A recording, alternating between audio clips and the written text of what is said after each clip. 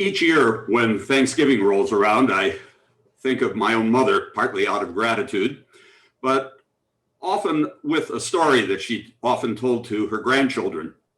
You see, she grew up in Kenosha, Wisconsin, in an immigrant community, mostly people from Southern and Eastern Europe, and in the height of the Great Depression. She would tell my girls that when she and her girlfriends had a nickel among them, they'd go to the corner store to buy one ice cream to share. "What flavors do you have?" they'd ask the storekeeper, and he would rattle back what sounded like a long list, but in an accent or language that none of them could decipher. Always ending, however, by saying, "Plus, I have strawberry, chocolate, and vanilla." So the girls would settle for one of those, half wondering what else he might have back there and half suspecting that that's all he ever had in the first place. Well, it occurs to me that for a long time, religion in America was kind of like that. I recall being at a large interfaith event in Washington some years ago with other religious leaders when a woman came up with a clipboard to check people in and asked me, "Protestant, Catholic, Jewish, or otherwise?" And I responded, "Oh, seat me with the otherwise. They sound like the best company." Struck by how the word could be both apt and somewhat ironic. To understand religion in our world, says my friend Bill Vendley, requires a high IQ these days, which has nothing to do with your intelligence. It stands for your irony quotient. Bill would know. For years, he carried the heavy title Secretary General of the World Conference on Religion and Peace, a group that we Unitarian Universalists helped to found. He once asked me if I knew or could guess who'd written these words. "Liberals have been correct throughout history on issues of social justice, while we have been neglectful or derelict in applying the principles of our faith to establishing justice in a fallen world." Words of Ralph Reed, the hyper-conservative religious conservative who heads the so-called Christian Coalition. "What's irony, Daddy?" my daughter once asked me. "Irony, sweetheart? Well, it's when what you expected turns out to be otherwise, with you somehow wiser too. It's when people you don't really like turn out to have some wisdom after all. It's when somebody you considered other teaches you something about yourself. Like in history, when it takes an adamant anti-communist like Richard Nixon to be the president who opens up relations with communist China, or when Republicans nominate someone who hates many of the things they've long supported. Now that's irony. It's when left and right, good and bad, weak and strong turn out to be deeper and more complex than you thought they were. For me, it took actually going with my friend Bill Vendley to China some 25 years ago now to realize how, with all the religious freedom and pluralism that we enjoy here in America, our mission as religious liberals, your mission and mine, might be summarized pretty simply. It is to be truly otherwise in every sense of that term. The generation before Bill and I visited, during its Cultural Revolution, China tried to end all religion. Nearly did. They shut every shrine, temple, mosque, church, monastery, and seminary for almost 20 years. Only 15% of China's people were left with any sense of religious identity at all. And every religious leader that Bill and I met with, whether Buddhist, Protestant, Catholic, Muslim, or Taoist, seemed to be either over 80 or barely 30. In between, everyone had been killed. China was booming in the 1990s, still is, with investment like religion being very controlled, top down. But growing even faster than the economy was the crime rate and corruption and the gap between the haves and have-nots. I concluded that the only thing left of communism in China was materialism. The moral and spiritual vacuum left by trying to end traditional religion was so huge that that year the Communist Party put out a new motto and asked religious survivors to help them push it. Renounce scientific materialism. Embrace spiritual materialism, a material civilization, a spiritual civilization. Now, how's that for irony? Their top official in charge of religion even gave us a banquet at the Great Hall of the People in Beijing. And I presented some small symbolic gifts, little pewter cups and a wooden case for holding pens, both purchased at the gift shop at Monticello, based on designs by Thomas Jefferson, so that I could talk about him as a Unitarian and the author of the world's first statute on religious freedom. Bill talked about religion's true role in every culture of trying to preserve its deepest memories and its greatest wisdom, to make for compassion and self-transcendence, and how it is so often misused to set group against group. The communist official ironically replied, "You are quite right. Grave misunderstandings of religion took place here. Deep apologies are needed." And yet, of course, they still try to control religion tightly, top down. Bill and I had gone there on our way to a Congress of the International Association for Religious Freedom being held in South Korea. And while there, I kept thinking how easily you and I can take for granted the spiritual freedom that we enjoy, with the result, ironically, that we don't realize how powerful we could be if only we would use that freedom more wisely and invest it in, well, being otherwise, in being truly wise toward others amid all of the growing religious and cultural diversity around us. Because, you know, in my lifetime, America has experienced its own cultural revolution. We've become the most religiously diverse country on the planet. There aren't just 3 or 4 flavors of religion any longer. There are now more Muslims in the United States than there are Jews, and almost as many Hindus. Protestant hegemony is gone. Even the evangelicals who grew for a while are now in steep decline. And far more Catholics stay away from Mass than attend any longer. And there are probably more Buddhists just here in the Bay Area, where I live, than there are UUs all across the country, which should probably keep us a little bit humble, even as we reach out more actively than we do for the many who are eager for a community of truth tellers and wisdom seekers that embraces diversity as a true gift.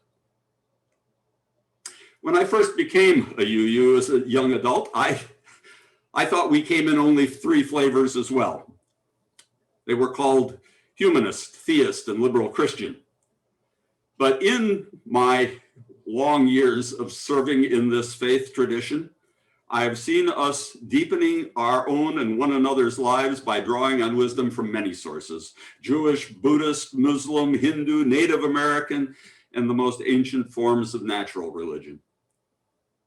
Surveys of religious identity suggest that there are maybe 750,000 people in America who identify with Unitarian Universalism. But if we have only about 1/5 of that number in our 1,000 congregations, That just tells me that we need more congregations and stronger ones, more committed to outreach and to truly being otherwise, welcoming the millions who are yearning for something spiritually deeper than consumerism and conventional conformity, and wiser than the fear-mongering that all too often these days imitates faith without actually demonstrating it.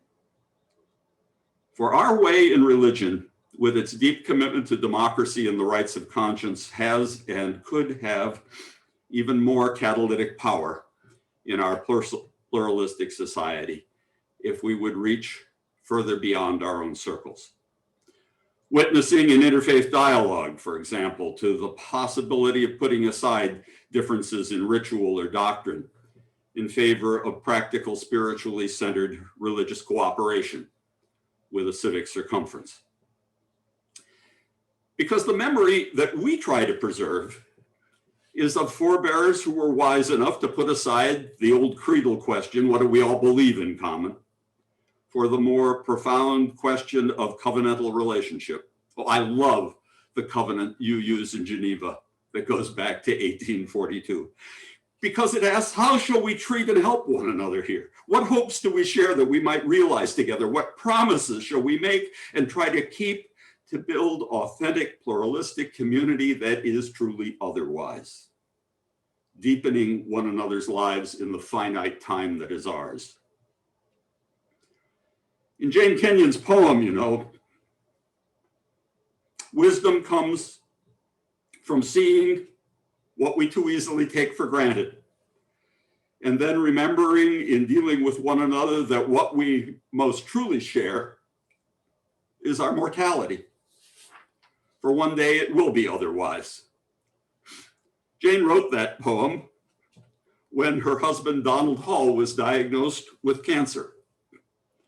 And then within a year, ironically, it was she who had died of leukemia, while Donald lived on to make it the title poem of his wife's collected works. Morally, our human lives are mortared together by our shared mortality. The words human and humane come from the same root as humus, the good earth, which bears us all and to which we all return in time, which we're asked to walk together in the time that is ours in humility, remembering, as Jefferson put it, that it's in our lives and not from our words that our religion is truly read. Read from how wisely and fully we use the finite freedom that is ours. Take my mother again. For years, she did not get out of bed on two strong legs. She had multiple sclerosis. And as she started to use a wheelchair, I watched her try to stay engaged with others, even if only over the phone. She served as coordinator for Common Cause in her state of Rhode Island. She checked up on other elders. She raised money one year for a young woman who was the director of religious education at a UU fellowship, who'd been in an auto accident and had no health insurance. Not long after that, ironically, she and my dad were in an auto accident themselves. He just cracked a few ribs, but mother lost the very last of her ability to stand at the sink and even do the dishes. She spent months in a nursing home in rehab.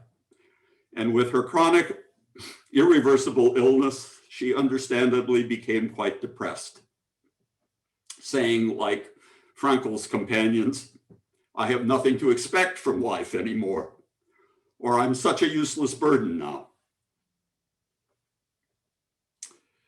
My sister-in-law, my brother's wife,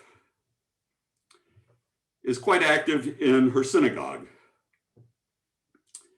And at the high holidays that fall, her rabbi had told a story that she shared with me at Thanksgiving as I talked about Frankel and finite freedom. And that afternoon, That Thanksgiving afternoon, I took it to my mother, visiting her in the nursing home, telling her that I was not only grateful for her, but she still had work to do. The work of still being for me and my brothers and our wives and our children, to Dad and for friends and neighbors, and even to the nurses and others in that home who were trying to help her, what I had always admired her for being. An example of someone who would use her finite freedom well, with the best within her, responding to the otherness that life often seems to be with ironic wisdom, and by being otherwise. Which then led me to the story my sister-in-law had told, with which I'll close today. A light rain was falling on Munich in 1930s Germany, and a young woman was riding home on the bus from work when the traffic stopped. Most passengers were just a bit annoyed, but she could see from her position in the back of the bus into a side street where soldiers were loading people into trucks. And she started to shake and cry. SS men boarded the bus at the front and starting to check people's papers. And as she trembled in the back with tears in her eyes, the man next to her whispered kindly, "Whatever is the matter? This is routine." "I don't have the papers that you have," she answered. "I'm a Jew. They will take me." The man then paused for a moment and stepped away from her. He looked her straight in the eye and then, to her horror, began to scream at her and curse. "Damn you, stupid woman! I can't stand to be near you. Hey, what's going on back there?" The SS man shouted. "Oh, hell," the man replied. "My wife here has forgotten her papers again. She always does this. I'm completely fed up." The SS man laughed and moved on. The woman never saw that man again. She never even knew his name or what it was in that moment that had prompted him to be so and act so otherwise. You see, my friends, Viktor Frankl was right. At every moment of every hour of every day, we are questioned by life. One day it will be otherwise. We may never fully grasp or understand the otherness that poses life's questions to us, but that may not matter. What does matter is that while we have breath, we respond with the very best that is in us. Grateful for the unmerited beauty of being itself, and with the capacity to sustain love with other wisdom, saying no in the face of death and threats of dehumanization, and yes to all that serves and enhances life. So that in the end, our final words may be words of deep thanksgiving. As today, I give thanks for my parents who've gone before me, and so that others may be thankful for us in our time and strengthened by how we have lived wisely, fully, and well for others. So may it be. Amen.